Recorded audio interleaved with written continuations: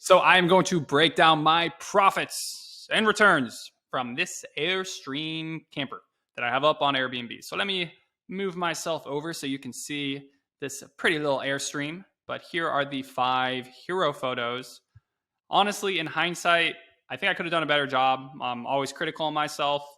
I think that I did I'll give this a B plus. The renovation, I'll give it an A. I'll give my boy Drew creds there. I'm going to tell you how much the renovation cost in a little bit, but this is the listing. So this is what it currently looks like, and I'm going to show you what it looked like before. This is what it looked like when I bought it. So this is from the Facebook listing. As you can see here, it's pretty brown, pretty old. I think this was a 1994 30-foot Airstream. So yeah, I don't know if it looks too appealing. I don't know how this would perform, but what we did was all this stuff got demoed and we really modernized it. So just to jump back, show you guys the interior now. It's a lot cleaner, a lot more bright. Hope you like it. This was an iPhone photo. Forgot to have our photographer show that this thing comes out, so I took that myself. But there's one bed in the bedroom. It is that mattress is still that same 1994 mattress. However, it was an extremely nice mattress. We've gotten so many compliments on it. Definitely put a mattress protector around that thing.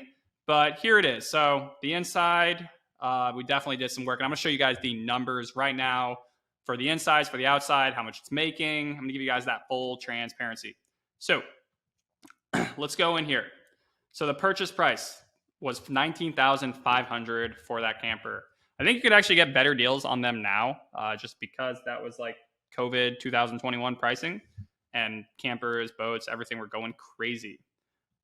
I gave my boy Drew 20 grand for renovations. That included new HVACs, new window shields, stuff like that. So 20 grand for renovations. So for the Airstream, all in under 40.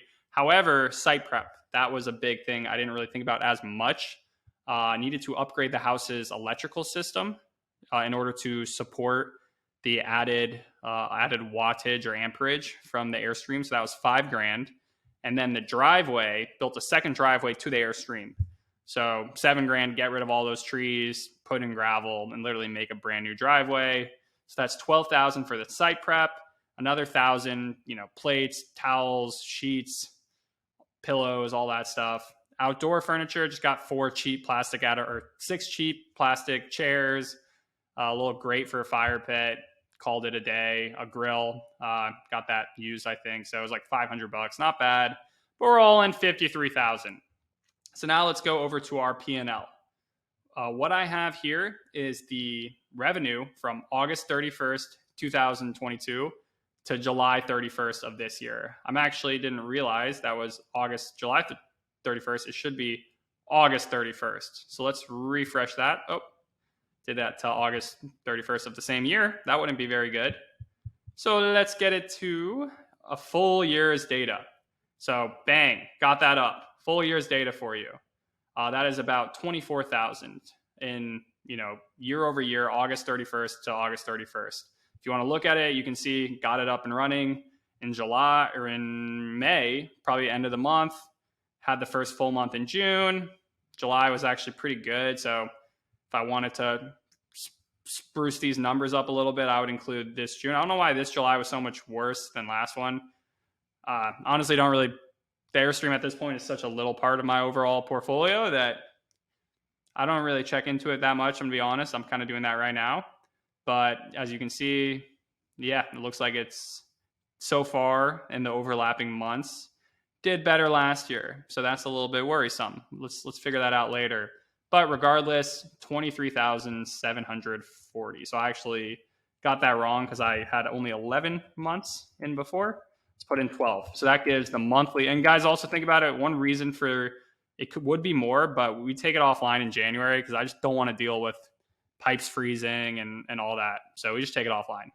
February, we put it back online towards this latter half of the month because it gets a little bit warmer where it is. December, I actually got booked November, December. It had a really big booking. It was booked this whole time. I think we took it offline because it was booked for like a month or two at, I think it was like $2,000 a month. So I'm actually going to add that back because it's not included. So October, November were booked for 2 months. That was another 4,000. So let's just make sure that's displaying itself right. So that gives our monthly revenue 2311.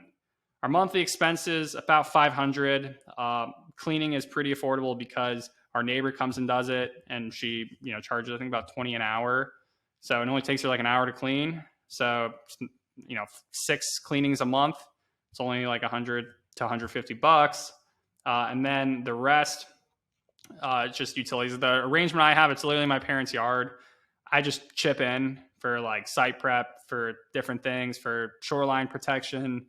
And it honestly probably adds up being more, but I think like fair market value, if you're just going to rent land, like probably paying 500, $1,000 a month just to rent land. Obviously, you'd probably want to make sure you have a good relationship with whoever it is for them to be comfortable with that arrangement.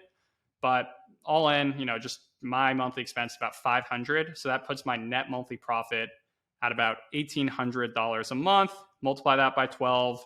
That is about 22 grand a year.